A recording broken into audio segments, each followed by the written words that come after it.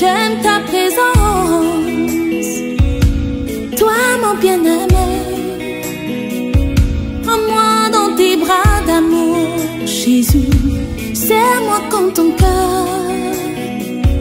Prends-moi dans tes bras d'amour, Jésus. Serre-moi comme ton cœur. J'aime ta présence. Si tu as péché, ce n'est pas le problème de Dieu. Dieu a donné la portion magique pour la solution de ton péché. Regarde à la croix. J'aime ta présence, Jésus mon roi. Si Dieu a mis un rêve dans ton cœur et qu'il garde-le comme un trésor, quoi qu'on dise, protège la vision avec passion. Oh oui, quand tu sais de tout ton être que ce rêve ne vient pas de toi, même si tu ne vois que le contraire, mon frère, ma soeur, persévère ensemble, persévère.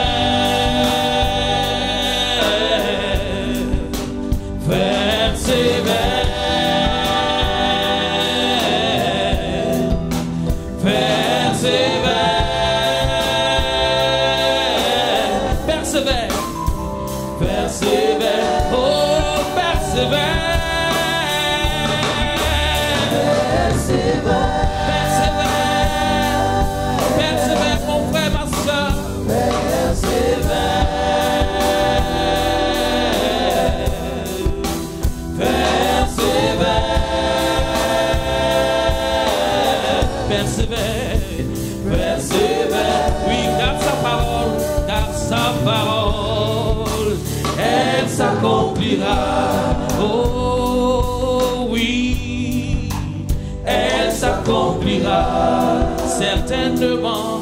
Oh, elle s'accomplira, elle s'accomplira, elle s'accomplira. Alléluia. Alléluia. C'est la journée de la jeunesse. Vous savez, on dit que la vieillesse, c'est quand le regret remplace le rêve. Quand le regret remplace le rêve, vous devenez vieux, quel que soit votre âge. Même si vous avez 20 ans et vous commencez à regretter, vous êtes vieux. Mais même si vous avez 80 ans, parce qu'un homme disait, si j'avais mes 80 ans. Donc, même si vous avez 80 ans et que vous avez encore des rêves, alors vous êtes jeune dans la tête. Que Dieu nous donne d'être jeunes dans son service, dans la foi. Au nom de Jésus-Christ, amen. Ce matin, je vous invite à lire Genèse chapitre 13, à partir du verset 14. Genèse 13, verset 14. Verset 14. L'Éternel dit à Abraham, après que Lot se fut séparé de lui, lève les yeux et, du lieu où tu es, regarde vers le nord et le midi, vers l'Orient et l'Occident, car tout le pays que tu vois, je le donnerai à toi et à ta postérité pour toujours. Je rendrai ta postérité comme la poussière de la terre, en sorte que si quelqu'un peut compter la poussière de la terre, ta postérité aussi sera comptée. Lève-toi, parcours le pays dans sa longueur et dans sa largeur, car je te le donnerai. Abraham leva ses tentes et vint habiter parmi les chênes de Mamré qui sont près d'Hébron. Et il bâtit là un autel à l'Éternel. Amen. Ce matin, je voudrais considérer avec vous 3 concepts. La vision, la vallée et la victoire. C'est un message que j'avais déjà donné, mais comme l'Église se renouvelle, et comme aujourd'hui c'est la journée de la jade, je voudrais qu'on revienne là-dessus. 3 concepts de l'avenir qui est assez indicatif de l'avenir de notre position en Jésus-Christ. Dieu a dit à Abraham, lève la tête, regarde. Il n'a pas dit baisse la tête. Il n'a pas dit regarde au bout de tes pieds, regarde le bout de ton nez. Il a dit lève les yeux et regarde. Je te donne le pays, le nord, le sud, l'est, l'ouest, tout est à toi. Et puis en plus de cela, je te donne une postérité que personne ne pourra compter, alors qu'Abraham n'avait pas d'enfant. C'était une question de vision. Dieu voulait que Abraham ait une vision de la totalité de la personnalité de Dieu. Un Dieu qui est capable de couvrir tous nos besoins. Et un Dieu, quand il dit, il le réalise. Et un Dieu, quand il ne parle pas en vain. Au contraire, quand il parle, c'est pour accomplir sa parole. Et Abraham est allé, Dieu lui a dit, fais le déplacement. Abraham est allé inspecter les lieux. Ensuite, il s'est installé et pour montrer que vraiment il a cru à la parole de Dieu, il a construit un autel. Un autel pour adorer Dieu. Un autel pour être reconnaissant. Un autel pour célébrer la victoire. La victoire avant la réalisation de la promesse de Dieu. Que le Seigneur vous donne de célébrer la victoire. Par anticipation, célébrons nos victoires. Car il est le Dieu de la victoire. Il n'est pas le Dieu des morts. Il est le Dieu des vivants. Il est le Dieu de la promesse. Donc, d'abord, la vision. Il y a 3. Donc, la vision, la vallée et la victoire. La vision. Comme on dit, c'est plus le manque de vision que le manque de moyens qui entraîne l'échec. C'est le manque de vision et non pas le manque de moyens qui entraîne l'échec. Vous savez, il y a des gens qui réussissent sans argent et il y a des gens qui ont de l'argent et qui échouent. Parce que sans vision, qu'est-ce que vous pouvez faire avec votre argent? Donc c'est plus le manque de vision que le manque de moyens qui entraîne l'échec. Et nous le disons aux jeunes, il faut avoir la vision. Parce que la vision détermine votre attitude et votre attitude va déterminer votre altitude. La vision va vous donner une certaine attitude et cette attitude-là va vous permettre de prendre de la hauteur par rapport aux difficultés, par rapport aux circonstances, par rapport aux impossibilités pour pouvoir réaliser quelque chose à la gloire de Dieu. Comme on dit, tu ne peux pas voler avec les aigles si tu es en compagnie des tortues. Il te faut prendre de l'altitude pour voler, pour réussir, pour marquer l'histoire, non seulement de ta famille, mais l'histoire aussi de ton village et l'histoire de ton pays et l'histoire du monde entier. Sans vision, il n'y a pas de réalisation. Personne ne peut réaliser quelque chose s'il n'a une vision. On ne peut pas se lever, construire une maison comme ça, sans vision. C'est vrai que les cases rondes, il suffit de tracer. Même nous ne sommes plus aux cases rondes. Si vous voulez construire, il vous faut quelqu'un pour vous dessiner le plan. Autrement dit, vous allez échouer. À Ouaga 2000, il y a des étages qui sont tombés parce que on a bâti sans plan. Il y a 3 directions pour la vision. Il y a d'abord la vision verticale. Quelle est ta vision de Dieu? Toi qui es là ce matin, quelle est ta vision de Dieu? Est-ce que ce Dieu est un père pour toi? Est-ce que Dieu c'est le Dieu utilitaire? Tu es là simplement parce que tu veux quelque chose. Et une fois que tu as obtenu cette chose-là, ce n'est pas sûr que tu reviennes encore à l'église. C'est le Dieu utilitaire.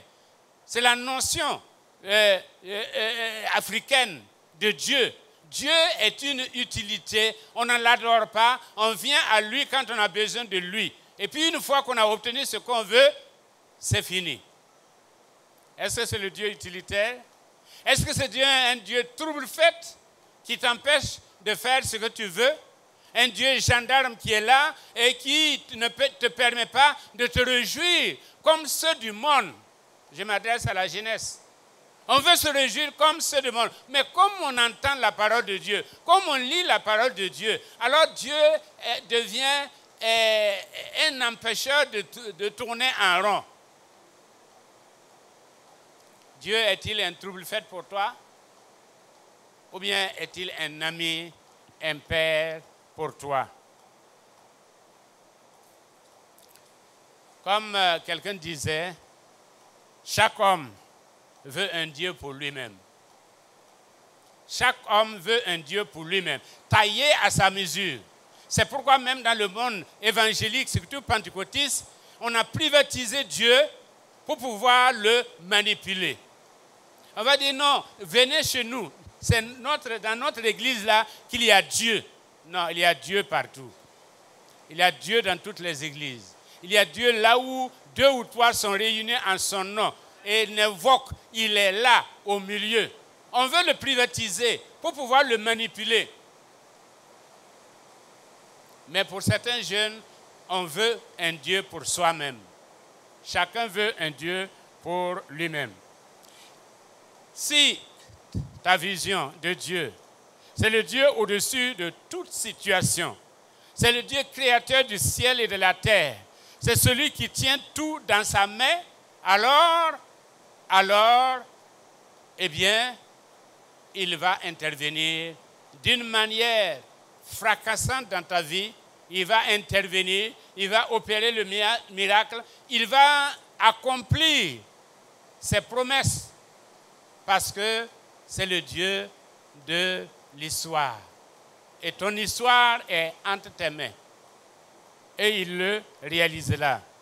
Comme on dit, seul celui qui perçoit l'invisible peut réaliser l'impossible. Seul celui qui perçoit l'invisible peut réaliser l'impossible. Est-ce que tu perçois un Dieu invisible ou bien c'est un Dieu, comme je le disais, taillé à la mesure, à ta mesure, à toi? Si c'est le Dieu invisible, le Dieu qui est au-dessus de toutes choses, le Dieu connaissable et inconnaissable en même temps, le Dieu révélé mais caché en même temps, si c'est ce Dieu-là, eh bien, il va te permettre de réaliser l'impossible. Il va te permettre vraiment de réaliser ce qui est impossible à l'homme. Donc ce matin, je voulais te dire qu'il te soit fait selon ta vision. Qu'il te soit fait selon ta vision.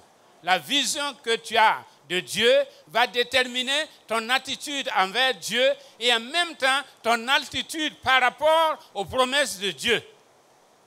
Qu'il te soit fait selon ta vision. Ensuite, deuxième type de vision, c'est la vision transcendale. C'est-à-dire, quelle est ma vision de moi-même? Est-ce que je me considère un gagnant? Est-ce que je me considère un perdant?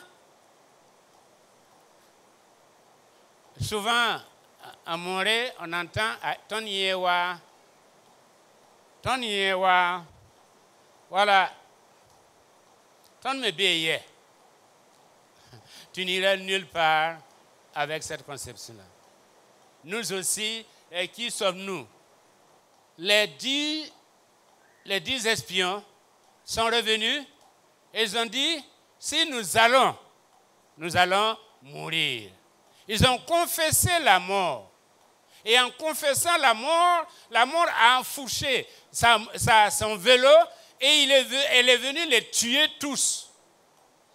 Ils sont tous morts. C'est Caleb et Josué qui ont survécu. Parce qu'ils ont confessé la mort. Nous allons mourir. Nous allons mourir. Tu vas mourir. Si tu confesses la mort, tu vas mourir. Mais les deux qui ont confessé la vie, qui ont confessé la victoire, ils ont conservé la vie et ils sont rentrés dans la... Tu obtiens ce que tu confesses. Tu obtiens ce que tu confesses. Ce que tu vois, c'est ce que tu deviens. Ce que tu confesses, c'est ce que tu deviens. Le semblable appelle le semblable. La négativité appelle la négativité. La défaite appelle la défaite. Mais la victoire appelle la victoire. La victoire appelle la victoire. Pourquoi veux-tu être misérable quand Dieu t'a positionné pour être quelqu'un qui réussit et quelqu'un qui répand la joie et la réussite autour de toi? Qu'il te soit fait selon ta confession. Qu'il te soit fait selon ta confession. La vision horizontale, c'est-à-dire comment nous voyons les autres. L'homme est un poison pour l'homme, mais l'homme est un remède aussi pour l'homme. Et dans l'Église, nous disons, l'homme est un remède pour l'homme. Celui qui réussit seul n'a pas encore réussi. Si tu travailles seul et que tu as réussi, tu n'as pas encore réussi. Parce que dans le plan de Dieu, il y a la vision, il y a la mission, il y a l'association. Si tu réussis seul, tu n'as pas encore réussi. Et on le voit, dans certaines familles, on a tout fait pour réussir seul, mais finalement, on a toute la famille sur le dos. N'est-ce pas? Parce que ordonnance, c'est vous. Et faites de telle sorte que les autres aussi réussissent. Comme ça, eh bien, les charges sont légalement réparties. Mais si vous êtes seul à avoir réussi, vous n'avez pas encore réussi. Le professeur Cabré a publié une étude très intéressante sur le compte des hommes de TGV. Donc, je ne suis pas le seul à l'avoir lu. Mais ça m'a beaucoup intéressé. Il a parlé de 4 types de quotients. 4 types de quotients. Le quotient intellectuel, c'est l'intelligence, la capacité de compréhension et la capacité à résoudre les problèmes. Et puis, il y a le quotient émotionnel, le QE, capacité à maintenir la paix avec les autres, respect du temps, le sens de la responsabilité, l'honnêteté, l'humilité, le fait de prêter attention aux autres, et cela traduit la personnalité. Et puis il y a le quotient social, c'est la capacité à avoir des amis. Avoir des amis et la capacité à maintenir les relations sur une longue durée. Et cela relève du charisme. Très important. Et l'étude montre que le quotient social et émotionnel et le quotient social, ce sont ces deux-là qui sont les plus importants. Parce que celui qui a le quotient social ou quotient émotionnel très élevé, il va employer celui qui a le quotient intellectuel très élevé.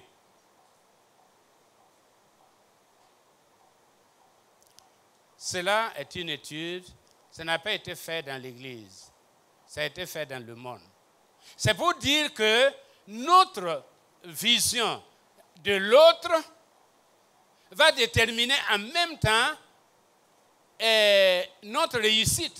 Parce que nous ne pouvons pas réussir seuls, nous devons réussir en groupe. Mais si on établit des relations, il y a des professionnels, des courtes relations. Parce que ce sont des relations d'intérêt. Je suis avec toi aujourd'hui parce que j'ai besoin de toi. Mais une fois que j'ai eu gain de cause, non, tu n'es plus mon ami, je te laisse tomber. des professionnels de courtes relations. Et généralement, ce sont ceux-là qui se plaignent des autres. Non, ils ne sont pas fidèles. Ils sont pas... Est-ce que tu as été fidèle? Tu n'as même pas été capable d'être fidèle à la relation. Notre vision de l'homme, créé à l'image de Dieu, va déterminer en même temps notre vision de Dieu. Tu ne peux pas ne pas aimer l'homme que Dieu a créé et vouloir aimer Dieu. Ce n'est pas possible. Si tu n'aimes pas l'homme que Dieu a créé, parce que un écrivain disait, si Dieu est mon père, l'homme est mon frère. Si tu ne peux pas aimer l'homme que tu vois, tu ne peux pas aimer le Dieu qui l'a créé. Et si tu ne l'aimes pas, le Dieu qui l'a créé, c'est la malmort pour toi. Il y a un autre quotient, mais je reviendrai là-dessus. Voilà donc pour ce qui est de la vision. La vision. La vision que nous avons de Dieu, la vision que nous avons de nous-mêmes et la vision que nous avons de l'autre. Quand la Bible dit « aimez-vous les uns les autres », et la Bible sait très bien que si il y a l'amour entre nous, eh bien, on peut tout réaliser ensemble. On peut tout réaliser ensemble. Deuxièmement, la vallée. La vallée, le quatrième quotient développé par cet auteur est celui relatif à l'adversité, le QS.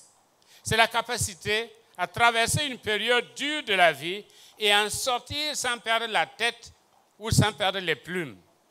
Il détermine qui abandonnera face aux difficultés et qui ira jusqu'au bout. C'est ce qu'on appelle en d'autres termes la résilience. Là, le quotient adversité va déterminer qui va abandonner et qui ira jusqu'au bout. Détermine normalement celui qui est capable de se relever, même s'il a été battu par l'adversité, il est capable de se relever au lieu d'être couché. Et Socrate disait, le problème, ce n'est pas là où on est tombé. Le problème, c'est si on est tombé et qu'on ne se relève pas.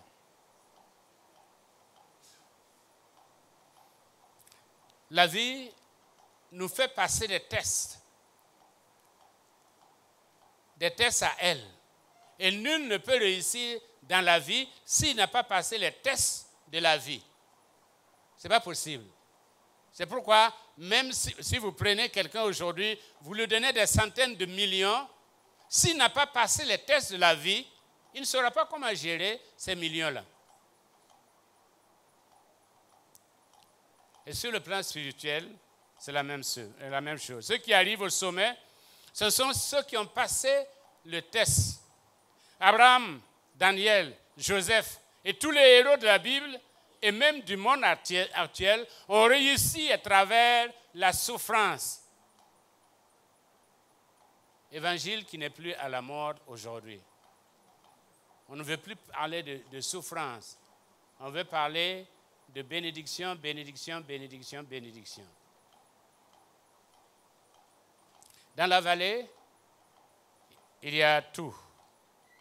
Il y a le mépris, il y a les incompréhensions, il y a les accusations, il y a les maladies, il y a le chômage, il y a ce qu'on appelle les blessures narcissiques, les mésententes en famille et souvent aussi des divorces. Tout cela se trouve dans la vallée. Et notre réaction dans la vallée, il y a la réaction négative qui consiste à nous plaindre, à murmurer ou bien à abandonner, qui consiste à refroidir sur le plan spirituel ou bien à aller dans l'auto-pitié. Pauvre de nous. nous autres là, pauvres de nous. Ça, c'est la réaction négative. Les plaintes, les murmures, c'est ce que les enfants d'Israël ont fait quand ils étaient dans le désert. C'était la vallée pour eux. Et ils ont passé le temps à murmurer, à se plaindre. Et il y en a qui voulaient retourner en Égypte. Ils se sont refroidis spirituellement. Et en fait, ils sont tombés aussi dans l'autopitié. La réaction positive, c'est celle de Job. Job a dit, même s'il me frappe, eh bien, je le suivrai. Amen. Même s'il me frappe, je le suivrai. Parce que j'ai connu ce Dieu-là. Et je sais que loin de lui, la pensée de me faire du mal inutilement. Le bout du tunnel n'est pas loin. Il n'y a pas de bonheur sans douleur, comme on aime à le dire. Et Alfred Devien, il disait, l'homme est un apprenti, la douleur est son maître. Nul ne se connaît tant qu'il n'a pas souffert. Jeunes, vous êtes des soldats du Seigneur. Et quand vous voyez comment on forme les militaires, souvent on n'a pas envie d'être militaire. On a envie d'avoir le titre de, je ne sais pas, de colonel, de capitaine. Mais quand vous êtes la croule, comme on dit, et qu'on vous traîne dans la poussière, et que vous ne pouvez même pas dormir, vous pouvez passer 2 ou 3 nuits avec sac à dos, et vous allez marcher, etc. En ce moment-là, vous ne pensez même pas au galon, vous pensez à la survie. Nous sommes les soldats du Seigneur. Et le Seigneur va nous entraîner. Il va nous former. Et ça passe aussi par la vallée pour que nous puissions être prêts. Et quand il va déposer sa puissance en nous, eh bien, que nous puissions être à la hauteur de la responsabilité. Si tu apprends dans la vallée, tu deviens meilleur. Si tu n'apprends pas dans la vallée, tu deviens amer. Si tu apprends dans la vallée, tu deviens meilleur. Meilleur soldat, meilleur chrétien, meilleur serviteur de Dieu. Mais si tu n'apprends rien dans la vallée, tu deviens amer. Et tu en veux à tout le monde, au monde entier. Comme si c'est le monde qui t'avait fait comme on dit. Non, il faut apprendre dans la vallée. C'est le passage obligatoire, nécessaire pour tout enfant de Dieu, pour tout serviteur de Dieu. Parce que si tu ne passes pas par la vallée, tu n'es utile ni à Dieu, même pas au diable. Même pas au diable. Parce que le diable se sert de ceux qui sont utiles à Dieu. Il ne se sert pas de ceux qui ne sont pas utiles à Dieu.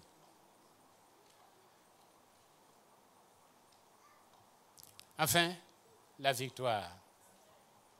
La victoire. La victoire.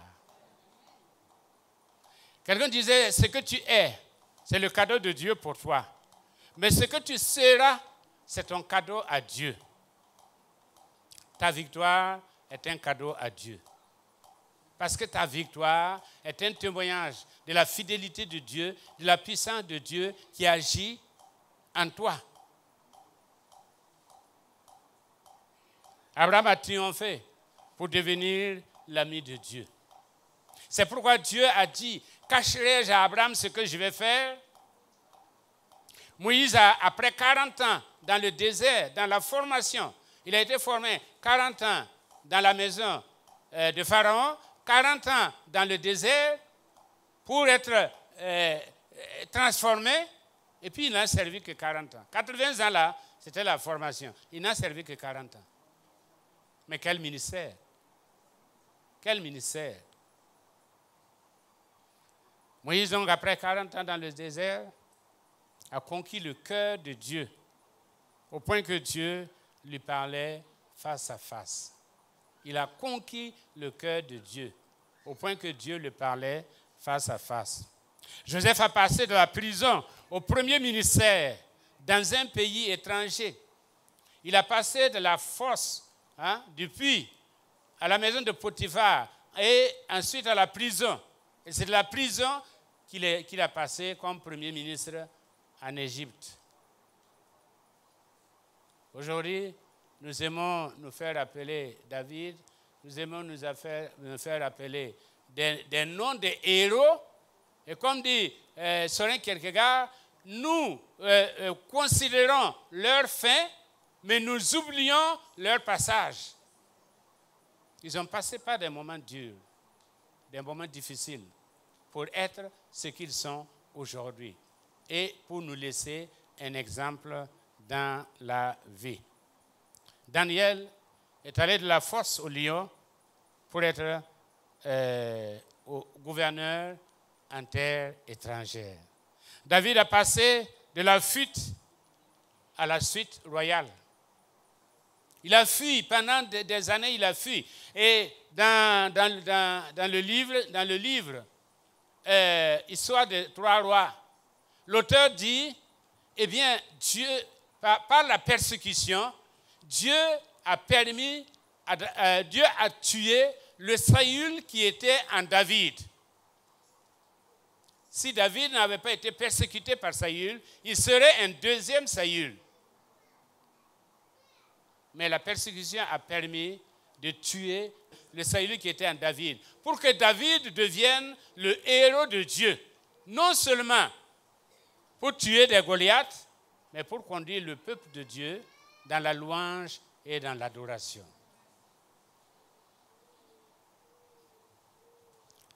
Et toi, aujourd'hui, est-ce que tu vas pas grimper et atteindre ton sommet? Est-ce que tu ne vas pas célébrer ta victoire? Tu as assez duré dans la vallée.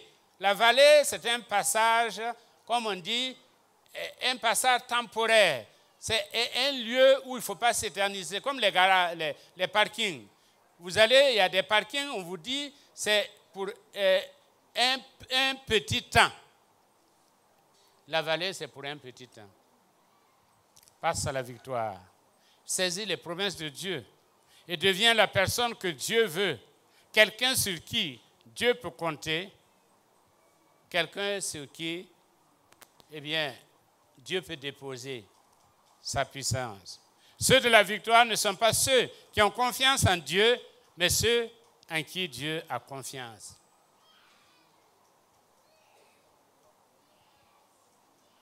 Les mots disent, n'est-ce pas que Timon qu'on a bien mis? Aïe, n'est-ce pas que Timon qu'on a bien mis? Si tu ne peux pas oser avec Dieu, c'est que Dieu ne peut pas oser avec toi. Si tu ne peux pas relever le défi de Dieu, Dieu ne pourra pas relever ton défi. En conclusion, je dirais, un sommet cache un autre. Entre-temps, il y a la vallée. Parce que quand on recevait la promesse, on voyait que c'est comme si, ici, demain, la chose allait se réaliser. Nous avons vu les deux sommets, mais nous n'avons pas vu la vallée. Or, il faut passer par la vallée.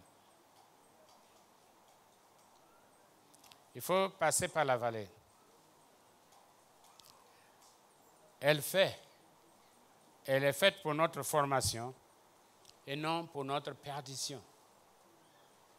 Lève la tête comme Abraham lève la tête et vois la promesse de Dieu. Et vois le prochain sommet et monte et exalte ton Dieu et entre dans l'histoire du royaume de Dieu, du royaume que Dieu veut te donner. Ce matin, je nous invite à célébrer nos victoires. Sors de ta vallée et grimpe au sommet. Reçois les promesses. Vis les promesses de Dieu. anticipe la réalisation des promesses de Dieu. C'est ça qui va te donner l'avant-goût même de la victoire. Ou en tout cas, peut-être que tu es maintenant, tu as fini avec la vallée, sors.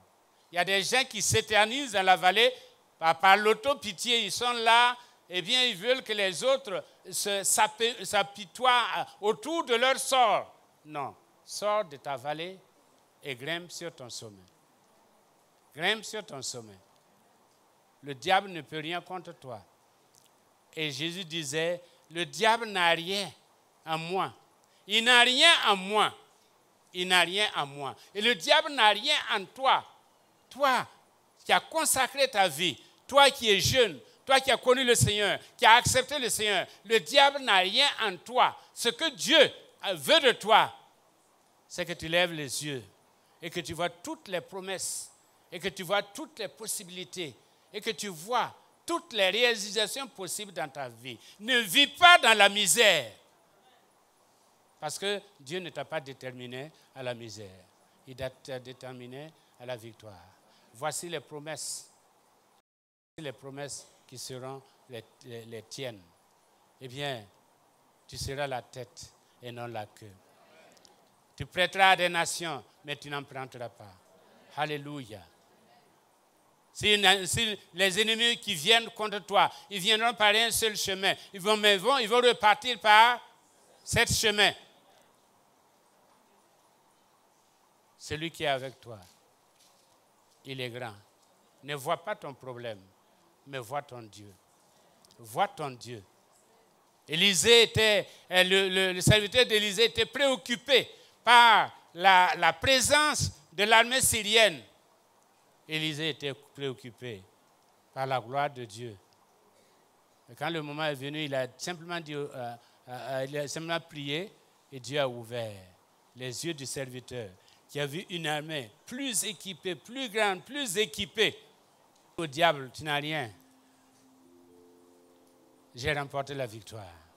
Je vis de la victoire. Je marche dans la victoire. Alléluia. Même quand je traverse l'ombre de la vallée de la mort, tu es avec moi.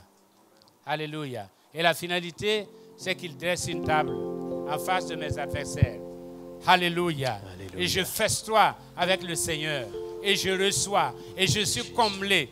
Il ne me donne pas il me donne pas des miettes. Il me donne en abondance.